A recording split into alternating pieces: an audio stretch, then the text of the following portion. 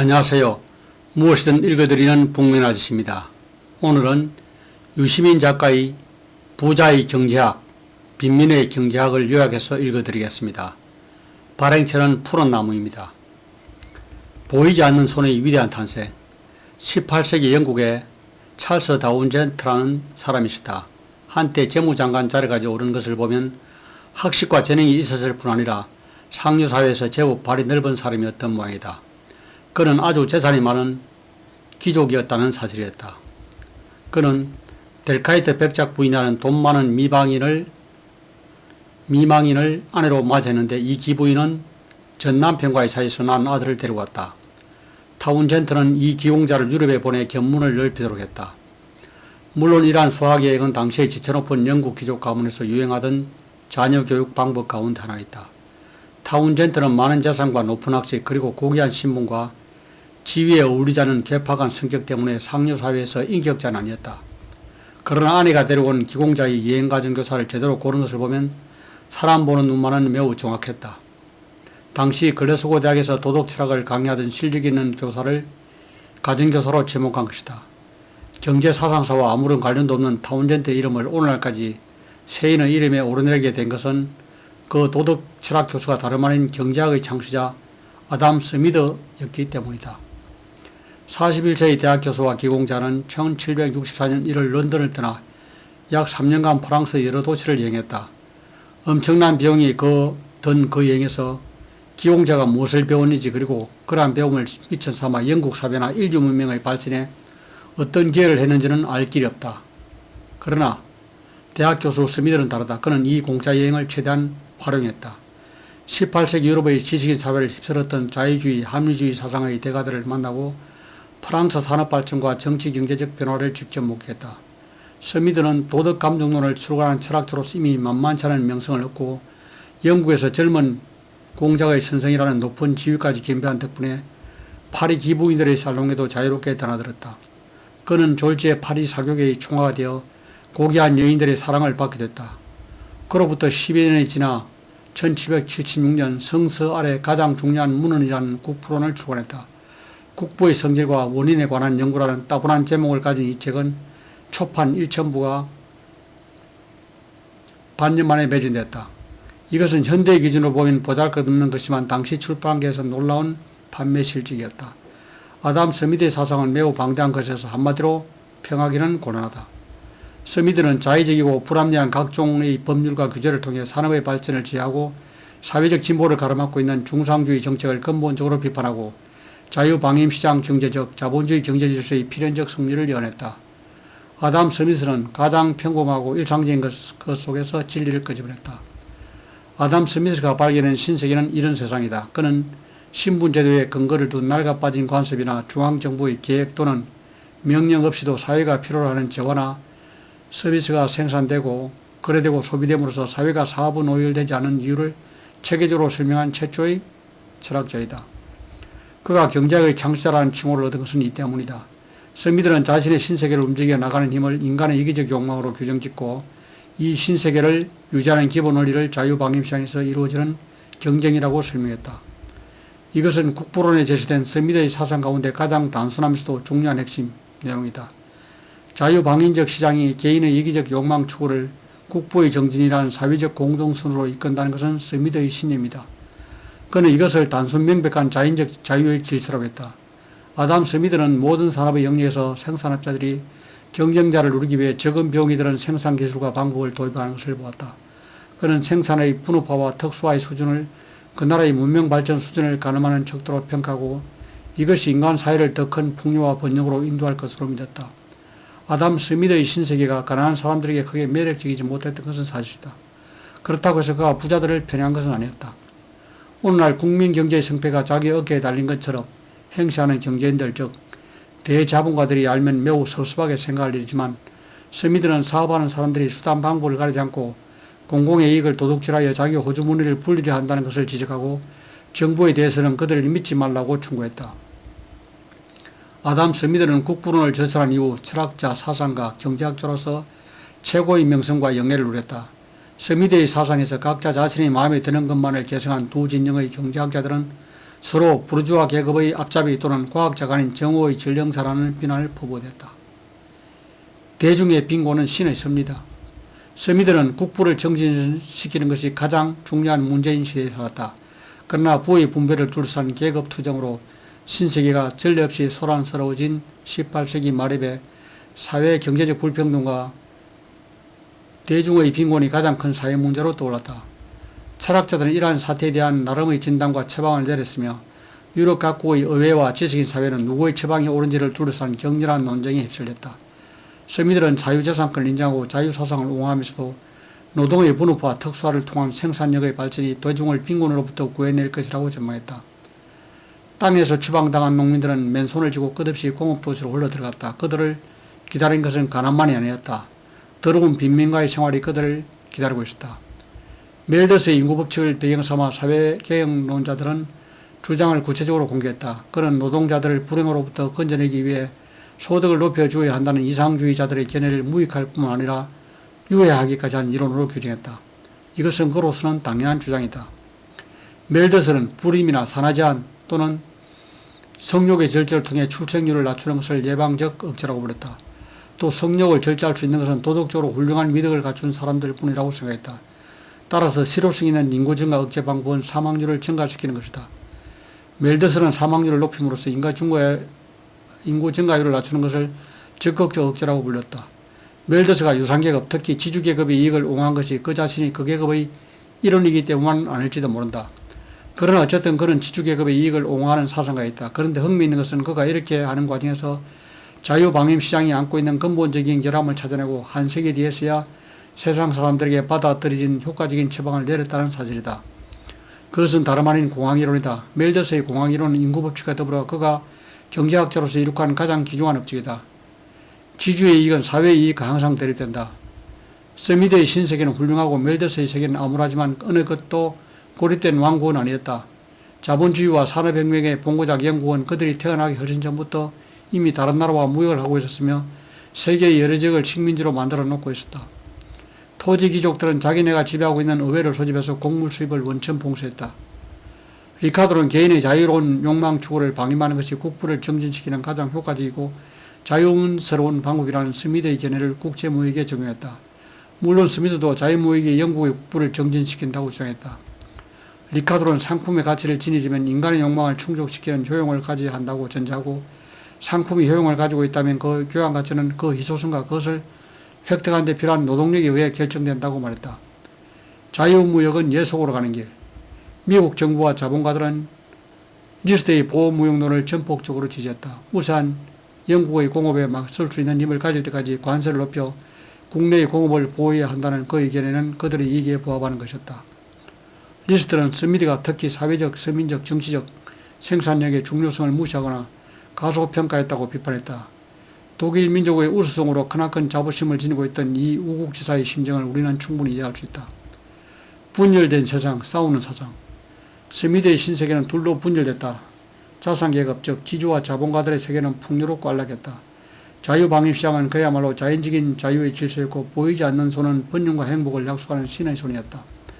그들에게 인생은 하나의 축복이었다. 그러나 무상계급, 즉 노동자와 빈민의 세계를 지배하는 것은 가난과 고통이었다. 보이지 않는 손은 냉혹하기 그지없는 사탄의 손이다. 그들에게 인생은 고해였다. 스미드의 신세계가 둘로 분열되면서 그의 경제학도 같은 운명에 빠졌다. 둘로 분열된 경제학은 분열된 세계를 반영하여 서로를 공격하면서 자본주의 경제체제의 철폐를 주장하거나 그 완전성을 변호했다. 쾌락은 선이고 고통은 악이다. 벤담에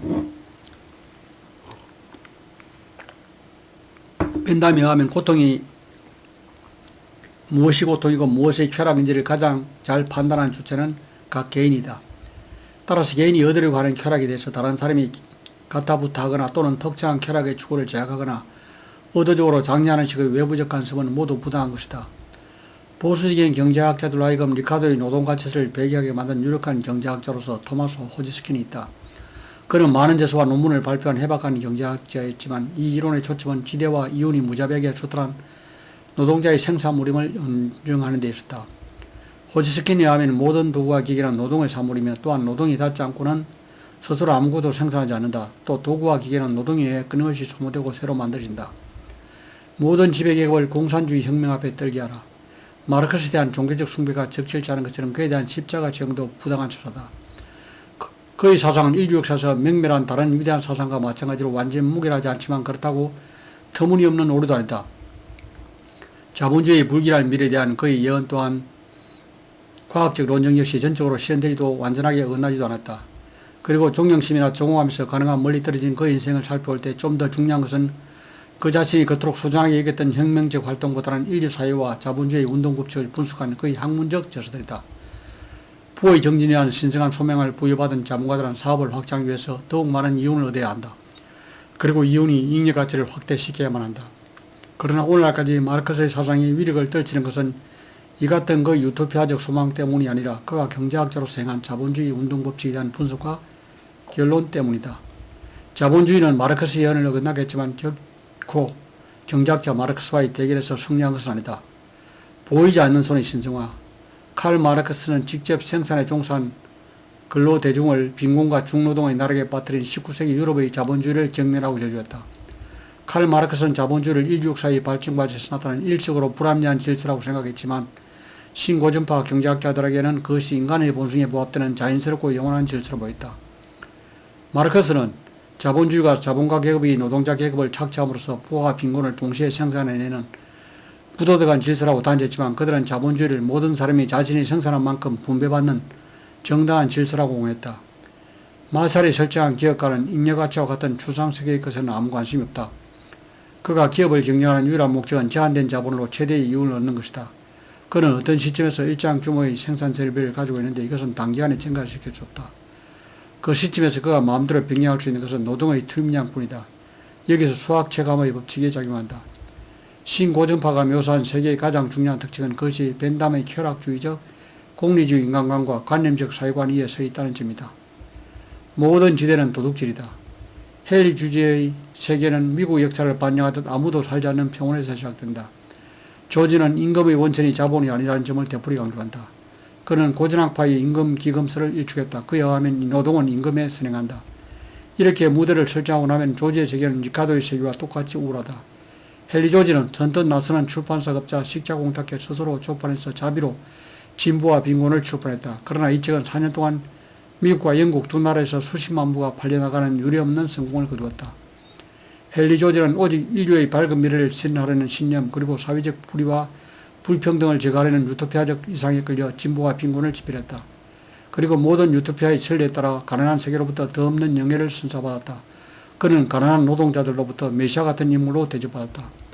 조지의 사상은 온전히 실현되지도 않았지만 완전하게 무시당하지도 않았다. 현대 자본주의 나라 정부들은 토지 투기를 막기 위한 각종의 법과 제도를 강화하고 불충분하긴 하지만 집가 상승으로 인한 불로소득을 세금으로 흡수하기 위해 여러 가지 이름으로 조세를 징수하고 있다. 낭비하라 그러면 존경을 얻으리라. 모든 재산은 강탈할 것이라는 혁명가 프루동의 말은 미국 역사에 꼭 들어맞는다. 유럽에 온 백인들은 콜럼부스가 신대륙을 발견하기 전에 이미 수천 년 동안 그 땅에서 살아온 원주민의 권리를 부정했다. 그들은 인디언의 촌락을 파괴하고 그들을 죽이고 황량한 보호구역으로 내몰았다. 유럽인의 문명화된 신조에 따르면 인디언은 인간이 아니었고 땅에 대한 그들의 권리 또한 존재하지 않았다. 그래서 백인들은 신들에게 모든 토지를 강탈하여 자신들의 사유재산으로 만들었다. 그들은 수목이 덤성덤성한 고지대에 마을을 이루어 정착한 다음에 수목이 우거진 벼우간 땅에 도전했다. 그래서 벼우간 토지에서 메마른 토지로 경작이 확대된다고 한 리카도의 지대로는 여기서는 어울리지 않는다. 멜더스의 인구법칙도 신경 쓰지 않았다. 이 지자는 계속해서 늘어났지만 식량은 더 빠른 속도로 정산되었기 때문에 일할 수 있는 자는 누구나 쉽게 자영농이 될 수 있다. 마르크스의 세계는 적대적인 이해관계를 가진 계급들이 상대방의 목에 칼끝을 들이대고 싸우는 무대였고 신고전파의 세계는 자유거래를 통해 만인이 만인에게 이익을 주는 평화로운 낙원이었다. 그러나 베볼펜의 세계는 낙원도 전쟁터도 아니다. 베볼펜은 자본주의 세계에서 가장 큰 고통을 받고 있는 노동자 계급이 제작 본능에 따라 생산적 노동에 종사하는 집단이라고 생각했지만 그들을 사회진보의 주역으로 인정하지는 않았다. 이러한 사회혁명에 대한 비판적 판단은 유황계급과 가난한 세계둘 모두에 대한 그들 나름의 관철에 근거를 두고 있다. 제국주의는 세계를 망친다. 그런데 이상스럽게도 19세기 후반기까지 식민지는 경제학자들의 관심을 끌지 못했다. 아담 스미드는 영국 정부가 세계 각지에 식민지를 경영하는 것을 못마땅하게 생각했다. 그래서 그는 북아메리카의 가장 거대한 식민지, 즉 미국의 독립을 권고하기까지 했다. 미국의 무역에 관한 탁월한 이론과 있던 리카도는 예의 비교 우위론에 입각해서 자유무역을 하면 본국과 식민지 모두 이익을 낼 수 있다고 생각했다. 신고전학파의 무역이론은 리카도의 비교 우위론을 한층 정교하게 다듬은 것에 불과했다. 19세기 경제학은 생산과 소비의 자동적 일치를 정식화한 세의 법칙에 지배되고 있다. 이 법칙에 의하면 생산된 것은 모두 소비될 수 있다. 국내에서 투자할 곳을 못 찾은 유럽의 대자본은 더욱 높은 이윤을 찾아 아시아와 아프리카, 라틴 아메리카의 모든 지역에 그 촉수를 뻗친다. 자본주의의 발전이 피비린내 나는 세계전쟁으로 귀결될 것이라는 홉스의 이론은 경제학자들 사이에 좋은 평판을 얻지 못했다. 제국주의는 19세기 말에서 금세기 중반에 세계사를 특징지은 광란의 열풍이었다. 당시 식민지나 종속국의 처지에 있는 세계의 모든 지역은 2차 대전 이후 생명과도 같은 자유를 되찾아 독립된 주권공화국이 되었다. 저축은 미덕이 아니다. 1914년부터 5년간 지속된 제1차 세계대전은 자본주의 세계를 망칠 것이라는 홉스의 예언을 실현시켰다. 번영의 절정이 가져온 환희가 컸던 만큼 추락의 골짜기 또한 가파르고 절망적이었다. 이날 윌스트리트의 정권 거래소는 주식 가격이 내릴지도 모른다는 걱정에 사로잡힌 투자자들이 한꺼번에 쏟아낸 매물의 홍수에 잠겼다. 주가는 즉각 수직으로 곤두박질 쳤다. 사람들이 악몽에 사로잡힌 착각에 빠졌다. 1929년 10월 1일 뉴욕 정권 거래소에 상장된 주식의 총액은 870억 달러였다. 그런데 한 달 후에는 그것이 550억 달러로 줄었고 1933년에는 200억 달러에도 미달했다. 유토피아를 위한 거대한 실험. 블라디미르 일러치 레닌과 그의 혁명 동지들은 칼 마르크스가 생전에 별로 눈여겨보지 않았던 러시아에서 그 예언을 실현시켰다. 1917년 10월에 볼셰비키 혁명으로 탄생한 러시아 소비에트 연방은 사회주의 세계혁명의 본거지로 성장하여 한때 세계 인구의 절반을 붉은 깃발 아래 놓이게 했다. 소련의 옛 지도자들은 어느 나라 지도자보다 강력한 권력을 가지고 있었지만 국민들을 향해 그것을 휘두르지 않고 그들 가운데 누구도 잃어버린 권력을 그리며 통곡하지 않았다. 대통령직을 사임함으로써 연방의 해체를 확인한 미하일 고르바초프도 자신의 장래에 앞서 자신 나라의 장래를 우려했다. 스탈린은 활용 가능한 자원과 인력 가운데 가능한 한 많은 양을 중화공업에 우선적으로 쏟아붓고 나머지를 소비재 생산에 투입한다. 따라서 필연적으로 생필품과 소비의 부족 현상이 일어났다. 현재 소비의 절제는 언제나 대중의 생활고를 낳는다. 그러나 이 고통은 공평하다는 면에서 자본주의 사회에서 빈곤보다는 훨씬 견딜 만한 것이었다. 스탈린은 생산수단에 대한 사적 소유를 완전히 철폐시켰다. 모든 생산시설과 원료를 국유화하고 자본가 계급의 존재를 말살했다. 자본주의가 초래한 경제적 불평등과 노동자 계급의 비참한 처지대에 불같은 적개심을 품고 있었던 사회주의 혁명가들은 생산수단의 사적 소유뿐 아니라 자본주의 사회에서 존재해온 모든 것을 철저히 부정해버렸다. 시장이 폐지되고 가격이 고유한 기능을 상실해버린 소련 경제에서 생산활동의 성과를 측정하는 유일한 기준은 기업의 총생산고뿐이었다. 그래서 아래로는 개별 노동자로부터 위로는 거대한 국영기업에 이르기까지 모든 생산활동의 목표는 상부에서 결정한 노르마, 즉 생산 할당량을 초과 달성하는 일이 되어버렸다. 그리고 이 같은 총생산고 제일주의가 반세기 넘게 경제활동을 지배하면서 문제는 더욱 악화됐다. 1917년에 시작된 위대한 실험은 일단 실패로 끝났다. 사회주의가 실패한 러시아의 어떤 경제체제가 들어설지는 아직 불확실하다. 보리스 엘치는 자본주의의 복귀를 자랑하는 듯 보인다. 그러나 그 약길에도 시한폭탄과 같은 장애물이 가로놓여있다. 자본주의를 뿌리내리게 하려면 자본과 자본가 계급이 시한다. 그러나 러시아의 자본은 모두 국가의 소유이다. 러시아의 국민들은 공산당의 공포정치와 사회주의 체제에 대한 염증을 느낀 나머지 변혁을 환영했다. 그들은 대부분 사회주의적 악덕과 불평등을 체험해보지 못하였다. 무릇 모든 정치 변혁과 사회혁명은 이미 존재하고 있는 체제에 대한 반동이다. 최초의 사회주의 권력을 수립한 볼셰비키 혁명가와 그 후예들은 자본주의의 그 모든 것을 가슴 깊이 혐오한 나머지 지나치게 반대의 것만을 고집한다. 그러니 소련을 해체하여 역사의 박물관에 집어넣고 사회주의 계획경제의 청산을 추진한 보리스 엘친과 그 추종자들 역시 비슷한 함정에 빠질 수 있다. 옛 소련에 속해있던 공화국과 국민들은 지금 전례 없는 사상적 혼돈 소용돌이에 휘말렸다. 적어도 정치체제의 선택에 관한 모든 것이 분명하다. 그들은 다원주의적 민주주의를 선택했다. 언론, 출판, 집회, 결사, 사상, 학문, 양심의 자유를 보장하는 다당적 의회정치가 그것이다. 그들은 이러한 정치체제를 통해 대중의 의사를 수렴하고 나라의 경제체제를 형성하여 나갈 것이다. 이것으로 책을 요약해서 읽어드렸습니다. 감사합니다.